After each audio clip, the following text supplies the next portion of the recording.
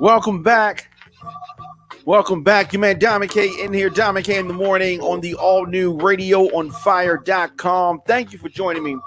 Thank you for tuning in. Of course, here on the program, we deliver the biggest political and trending news stories of the day with interviews and original reporting from across this country. Show is fun, show is upbeat, but also got to expose what's really happening in this country. A whole lot of things going on.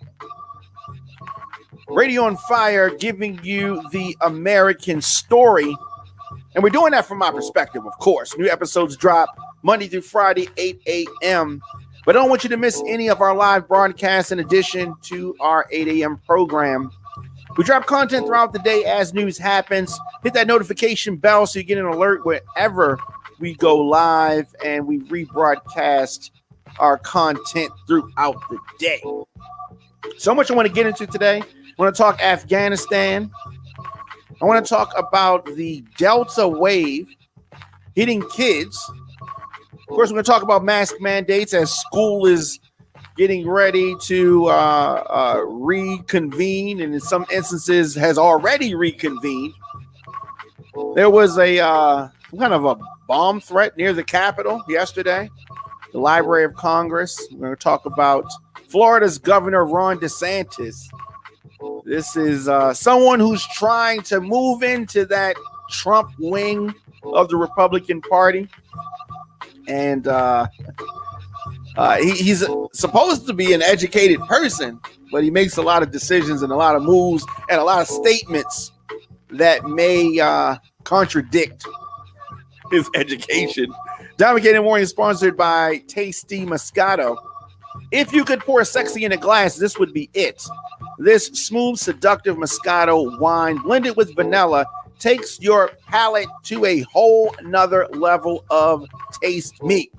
Unlike most, Tasty Moscato can be deliciously paired with a variety of meats, cheeses, veggies, as well as desserts. It's the sweet taste of luxury that you've been craving. Visit Tasty Moscato on Facebook. Also, radioonfire.com/tasty.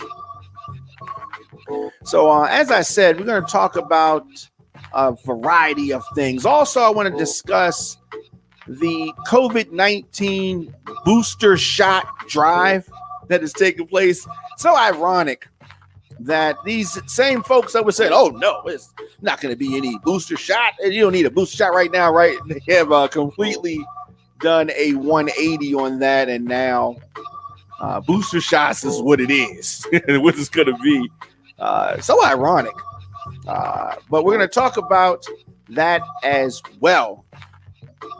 So the U.S. officials' decision on this COVID-19 booster shot may baffle some people, may upset other people. Some scientists are confused about that or frustrated, right? So the Biden administration has decided to start the authorization of a third dose of the COVID-19 vaccine this fall, September to be exact. And the whole movement is I don't know, it's just these government top public health officials earlier this week pointed to some data showing that the mRNA vaccines developed by Pfizer, BioNTech, and Moderna are no longer protecting as well against mild and moderate COVID-19 infections as evidence that could signal a decline in protection against serious disease. So as we have talked about, serious disease is what they are focused on. They're not actually focused on not spreading it.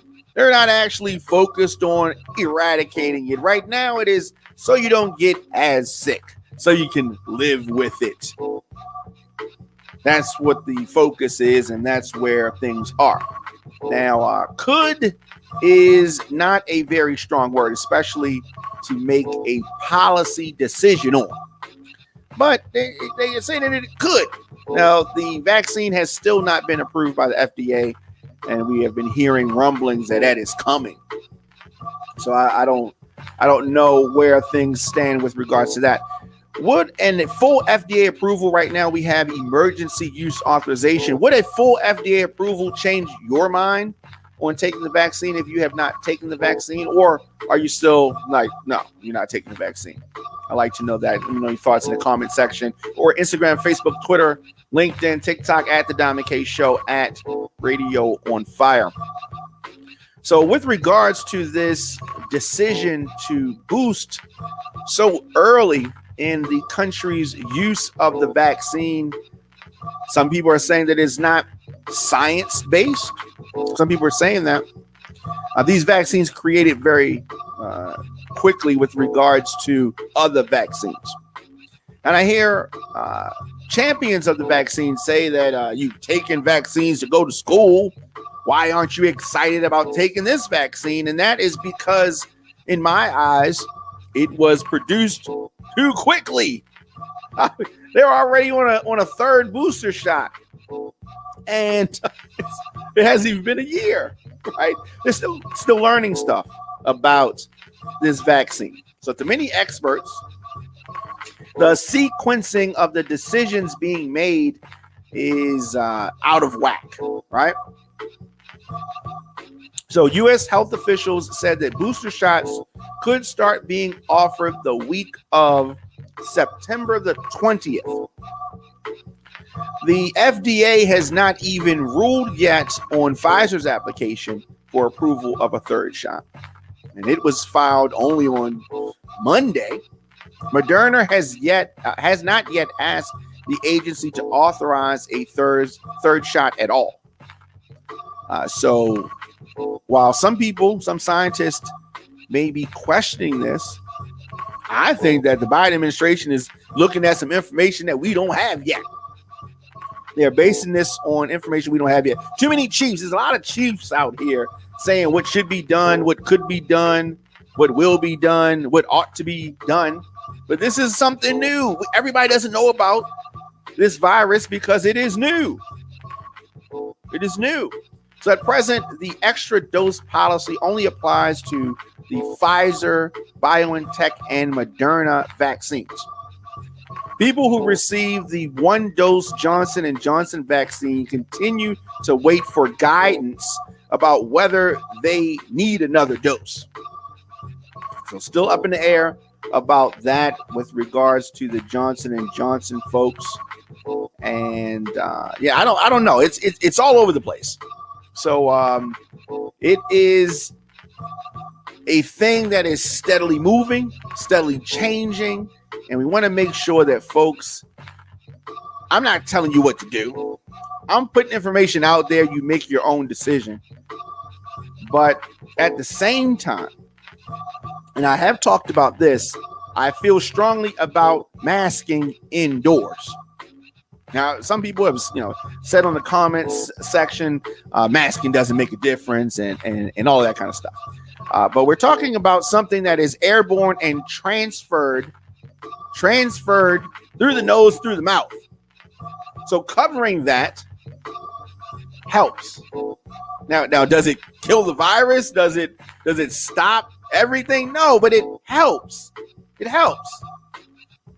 It helps. And I really feel as though folks need to continue to mask up. Some people against masking. Some people are against the vaccine. Some people are against everything. Some people don't even wash their freaking hands. So, you can't listen to everybody. I just want folks to protect themselves. I just want folks to protect children.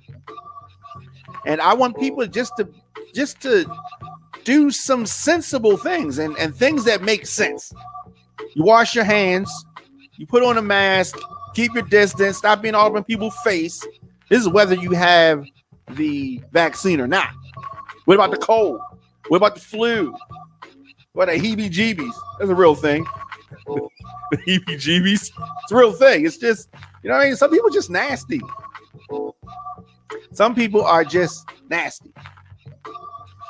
So with the fall coming, school and session and all that kind of stuff, this bad news, the record Delta wave hits kids, and it is raising fears as U.S. schools reopen. We're going to get into that in a minute. Diamond K in the Morning is available on the WRF Radio app. Simply download WRF Radio in your app store. Leave me a comment, message. You can, scroll your timeline, attend a Zoom meeting on mute, send an email, do some online shopping, all while listening to Diamond K in the Morning. You can also get the program on demand, Apple Podcasts, Stitcher, Spotify, Google Podcasts, anywhere that you can get those audio shows. Search Diamond K in the Morning. Also youtube.com/DJ Diamond K. So as we're saying, this record Delta wave hits kids, and folks are nervous. And there is good reason to be nervous. So the highly contagious Delta variant is spreading across this country.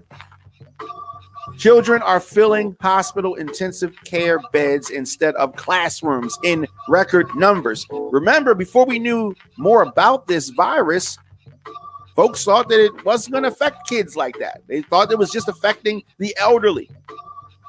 Now, as this variant and other variants are rising, we're seeing a shift in this information, things that we thought we knew, or the so-called smart people.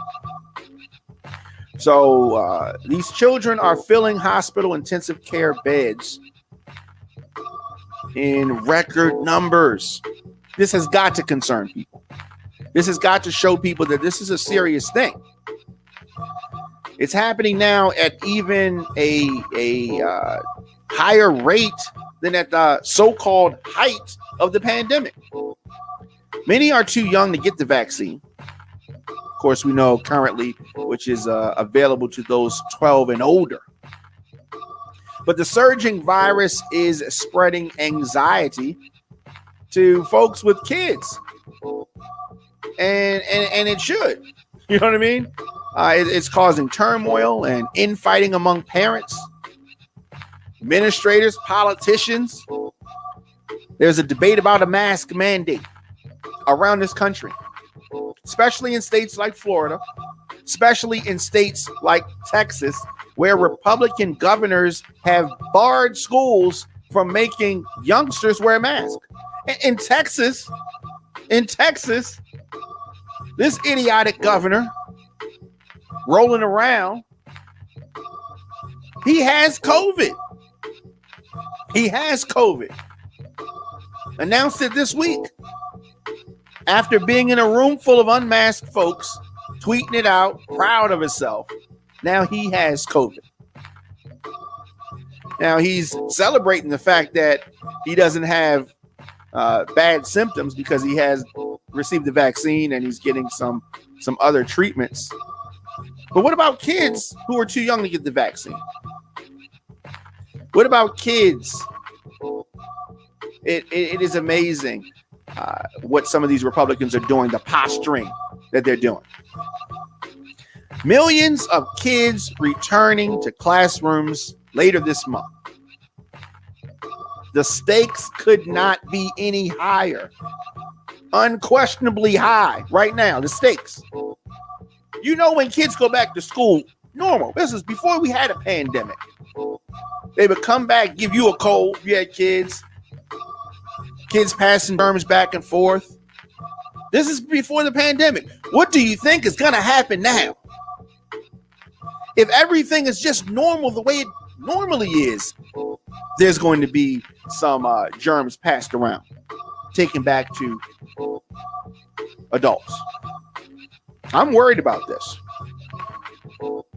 Very high infection rates in the community are really causing our children's hospitals to feel the squeeze. No, I mean, I don't even have children. And I'm concerned because I have nieces, I have nephews, I have friends with kids, I have godchildren, and I'm concerned. So real parents should be concerned, and I'm sure that they are. But when you have folks like Ron DeSantis, governor of Florida, pulling some of the stunts that he's pulling, we're going to talk about this clown in a minute. So let's talk about this. Dr. Francis Collins is the head of the National Institutes of Health. And he is calling the spike in cases among children very worrisome. He noted that over 400 U.S. children have died of COVID-19 since the pandemic began. Now, some folks are going to say, oh, well, there are millions of people in this country. 400, that's not that bad. Just let that sink in for a minute. Some people think that 400 kids dying is not that bad.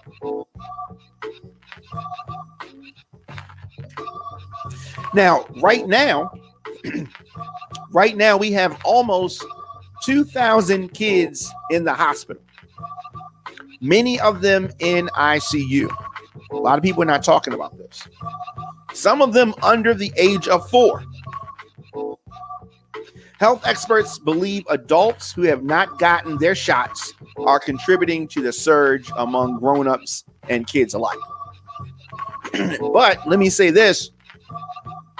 Folks that also have the vaccine are still contributing to the surge because they can still spread and get COVID-19.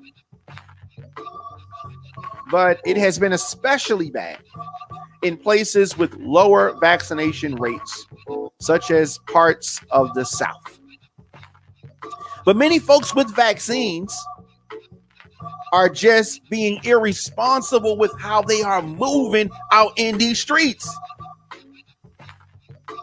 Just because you have the vaccine, it does not mean that you are invincible. As you can see, they're rolling out a third vaccine. The potency of the vaccine is still being studied. We don't know everything about it and how it's moving, but we do know this. You can still pass it. You can still get it. You can still end up in ICU receiving the vaccine. So don't move out in these streets like you are immune. They used to be talking. You heard the last president talking about he was immune because he already had it. And then you have other folks that have had it twice. You're not immune yet. We're not out of the water yet with regards to COVID-19.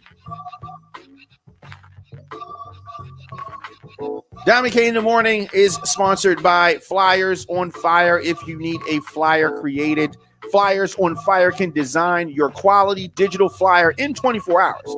Are you promoting something on social media? Flyers on Fire can help you brand your message with a quality flyer.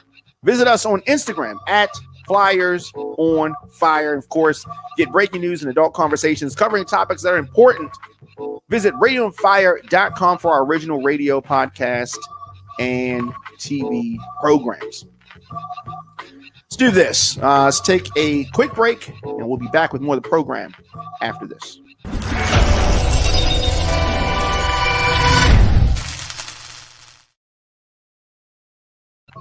Welcome back. Your man Diamond K. If you want to support Diamond K in the Morning, very easy to do that. I'm able to deliver our news and our views because of our listeners, sponsors, and of course your donations. Diamond K in the Morning is powered by the people, and we need your support. Visit radioonfire.com to make a one-time donation and or join the VIP club.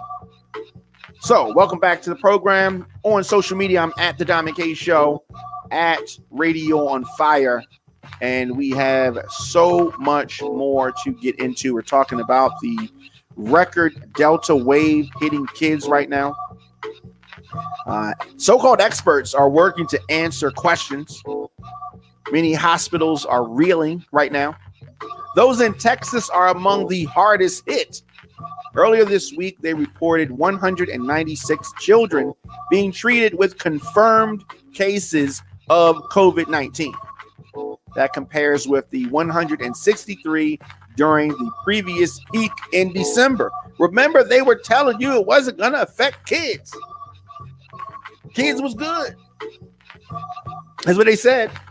However, at the Texas Children's Hospital in Houston, the nation's largest pediatric hospital, the number of youngsters being treated for COVID-19 is at an all-time high. It is spreading like wildfire across our communities. And of course, we get ready to send the kids back to school. And in some places, they saying, damn the mask. Let that sink in. Let that sink in. So at Children's Medical Center in Dallas, the number of patients with COVID-19 climbed from 10 during the week of July 4th to 29 during the week of August 8th. Now, that is a slow climb, but it is a climb nonetheless. The Delta surge is yet another test for our schools. So classrooms are dealing with students who fell behind academically. Now, whether they used this as an excuse, virtual learning or not. And I understand this. I understand that some people learn better in the classrooms. Right? Some people eat better with the fork, but that doesn't mean that if food's on your plate, you're supposed to go hungry because you don't have no fork available. Let me say that again. Most people eat better with a fork, but that does not mean that you should go hungry with food on your plate if there's no fork available. Pick it up with your hands and eat the damn food. Stop making excuses because everything's not exactly the way you want it to be, or it's not exactly the most comfortable. Come on. So outbreaks have already occurred at schools that have reopened in the South. And as I keep talking about the resistance to mask wearing. In Texas, some school administrators are mandating masks in defiance of the governor and the state Supreme Court. So this Delta variant is different, and the numbers are really significant in this country. You hear folks talking about the Delta variant. So, you know the toll this pandemic has had on children. You know that. So with regards to Texas and Florida, folks complained about virtual learning. They want kids back in the classrooms, but they're doing things. The adults, the politicians are doing things that are going to push us back to remote learning. It is mind-boggling. It is mind-boggling. So many children suffered during the virtual learning. Parents weren't ready, kids weren't ready, administrators weren't ready. But I fear that we have no choice but to prepare that as an option. Let me know your thoughts in the comment section, Instagram, Facebook, Twitter, LinkedIn, TikTok, at The Dom K Show, at Radio on Fire. So much more to get into, so much more that I want to discuss, and we will do that after this.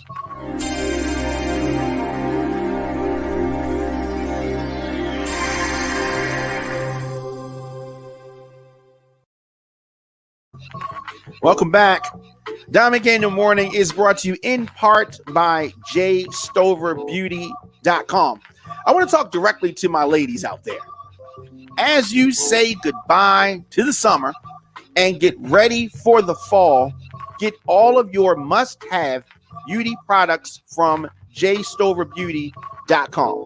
They have quality wigs, Indian hair extension, virgin hair extensions, professional hair care products, edge control, flat iron mist, mink eyelashes, satin wig bags, wax sticks, lace concealer, lace tint, so much more. JStoverBeauty.com also does custom wig making, maintenance, and revamp services. You can check them out on social media at JStoverBeauty on Instagram or JStoverBeauty LLC on Facebook.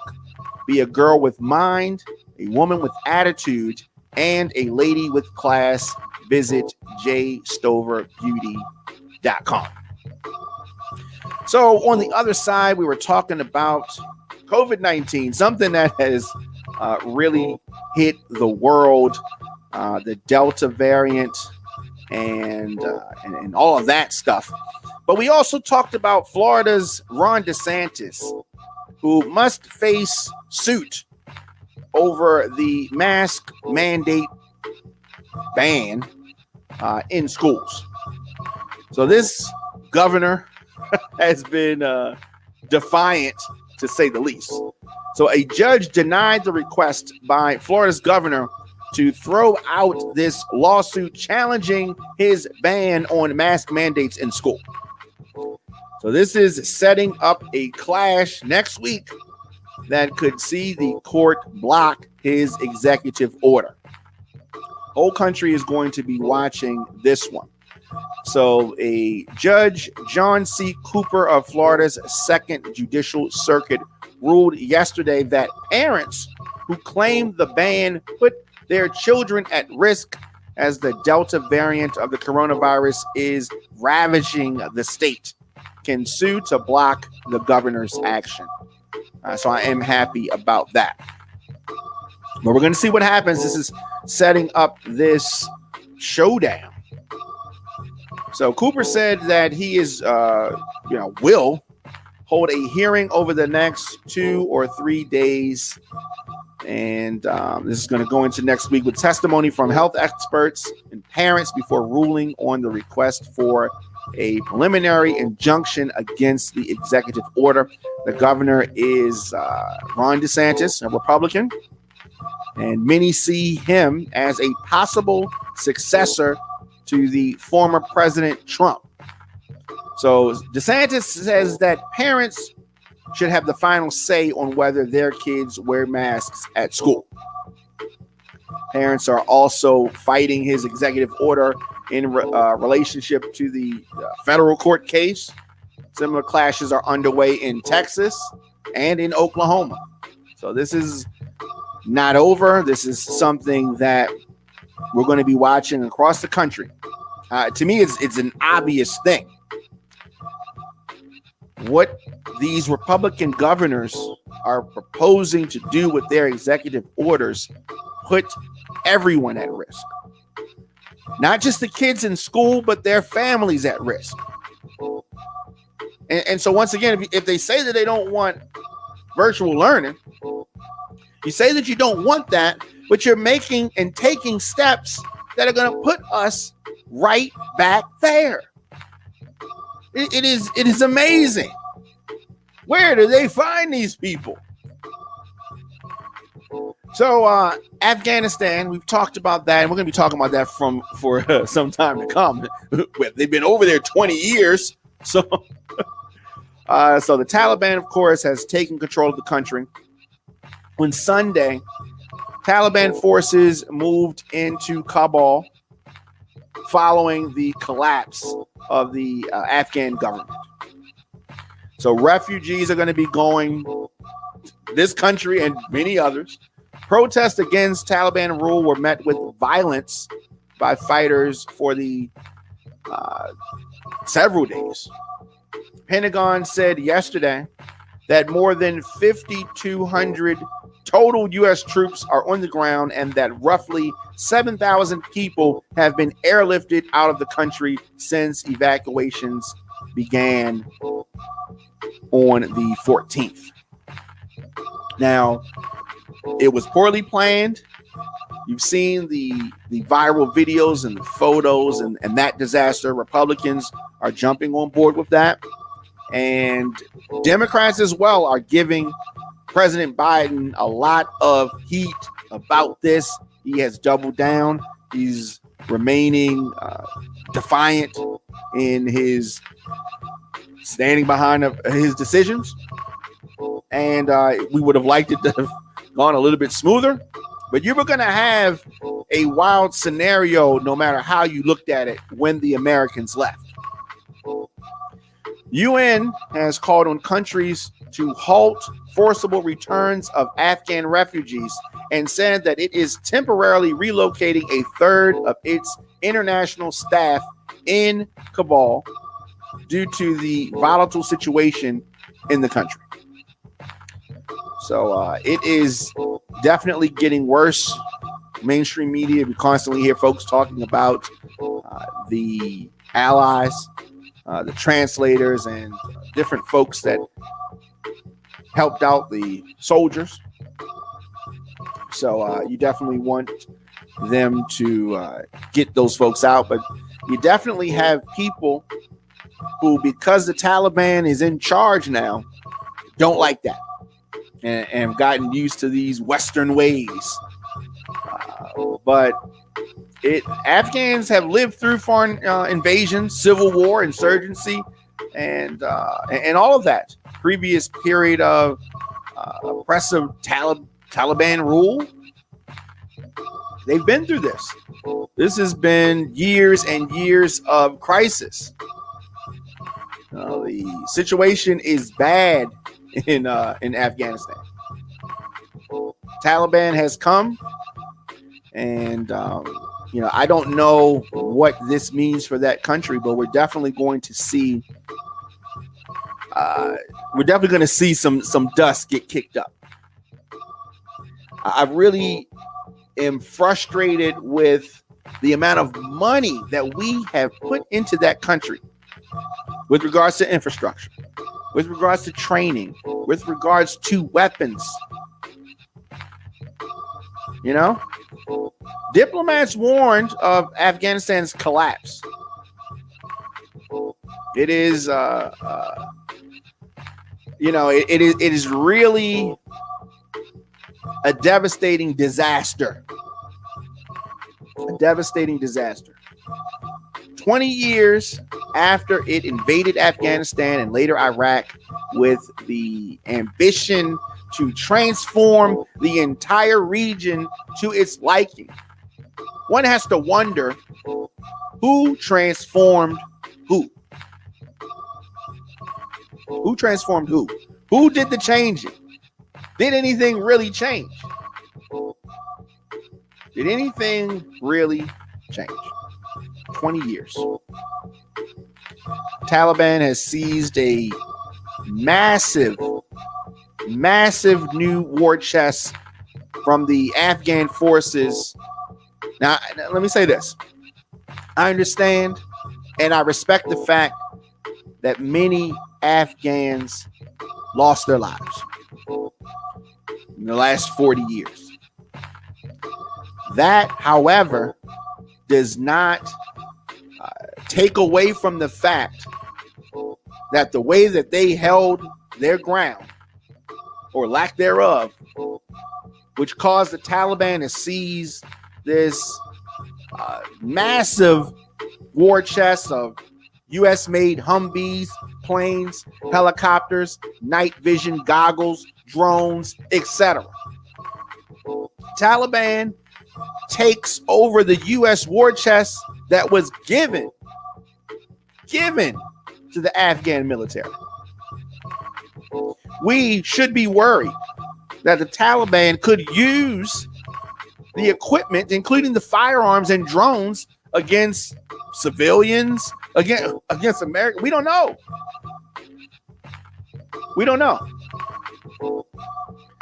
So the notion of talking to so-called terrorists is really, that's a whole nother debate.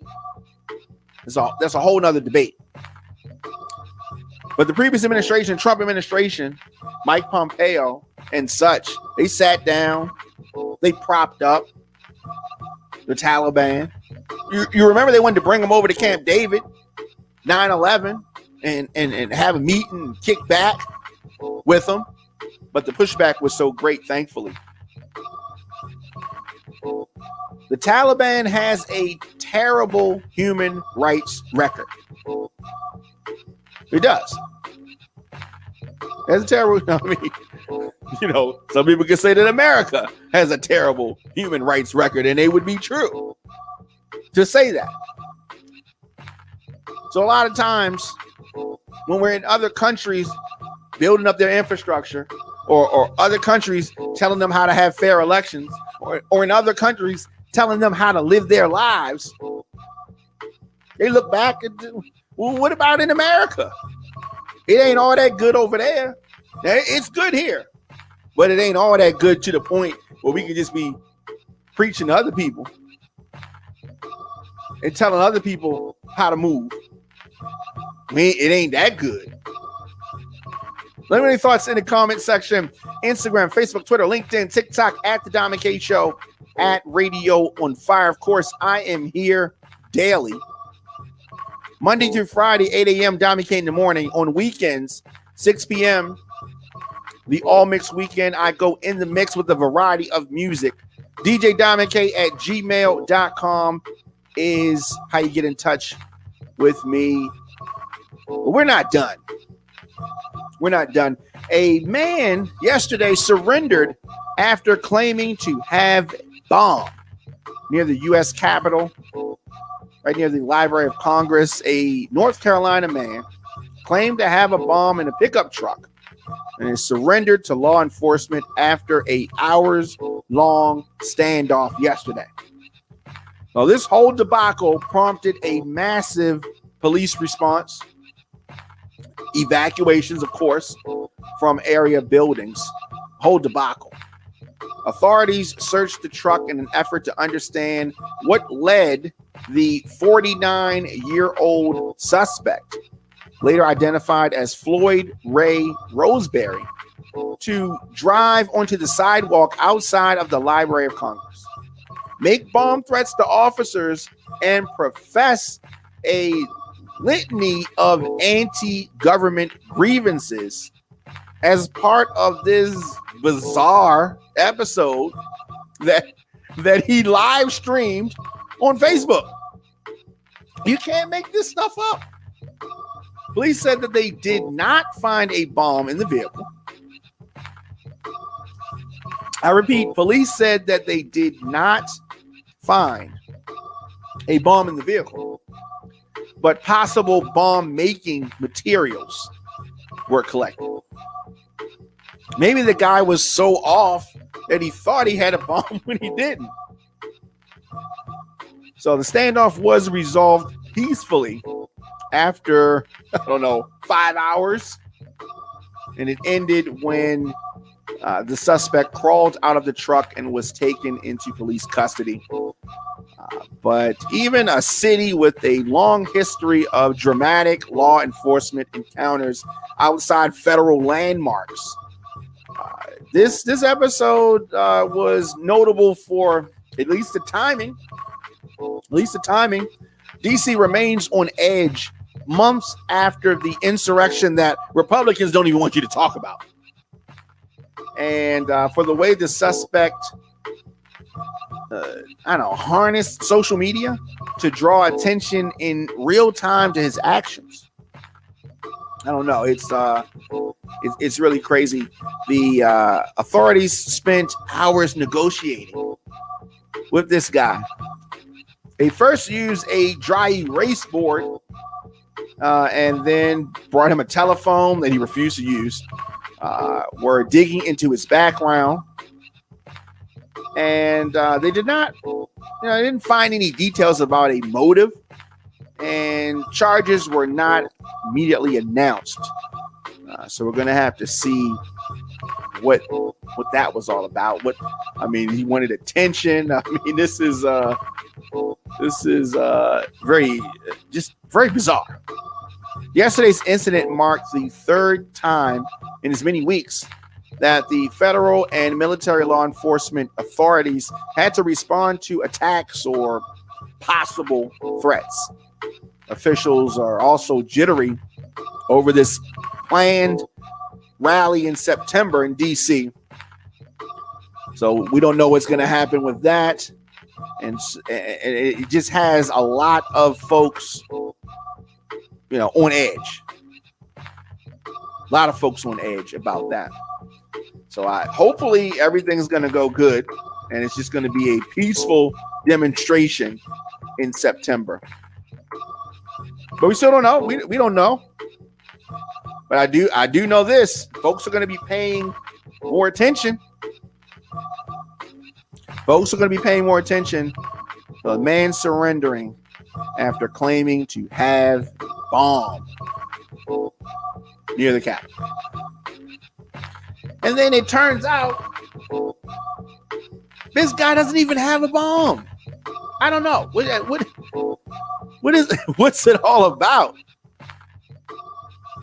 In Baltimore, police released body camera footage from 2 shootings involving officers. Usually when they do this in this way, it's something that's not going to make them look bad. So Baltimore City Police have released the body camera footage of 2 separate police-involved shootings. One of the videos shows the shooting of Marcus Martin, 40 years old, who was shot by police, a sniper to be exact, on August the 8th. Martin was shot after he opened fire at a police SWAT robot as officers had surrounded his home. So 3 members of his family were earlier released. In the video, a SWAT officer relays a message that Martin would shoot any officer who approached him. The body camera video comes from an officer at the scene, not the sniper. Martin has since recovered from his injuries and has been formally charged. Police also in Baltimore City released a video from a shooting that happened on August the 12th in Baltimore, where police shot and wounded Terrence Tyrone Hillman, 32 years old. And Mr. Hillman opened fire on a crowd. Both incidents remain under investigation, and the officers involved are on administrative duty. So when they do it like that, see how quickly that came out? That's when it's not going to make them look bad. Yeah, that's when it's not going to make them look bad. So before we get out of here, also in Baltimore, the mayor discussions are still taking place on vaccine mandates for city workers. Baltimore reaches 65% vaccination rate. So in Baltimore, the COVID-19 response update. Yesterday, the mayor and the health commissioner continued their push for more city workers and residents to get vaccinated. And this is something that you're seeing all over the country. You're seeing this push. I like to know, are you taking the vaccine? Have you taken the vaccine? Will you take the vaccine? Question I have for you. Take a quick break and we'll be back. Close things out.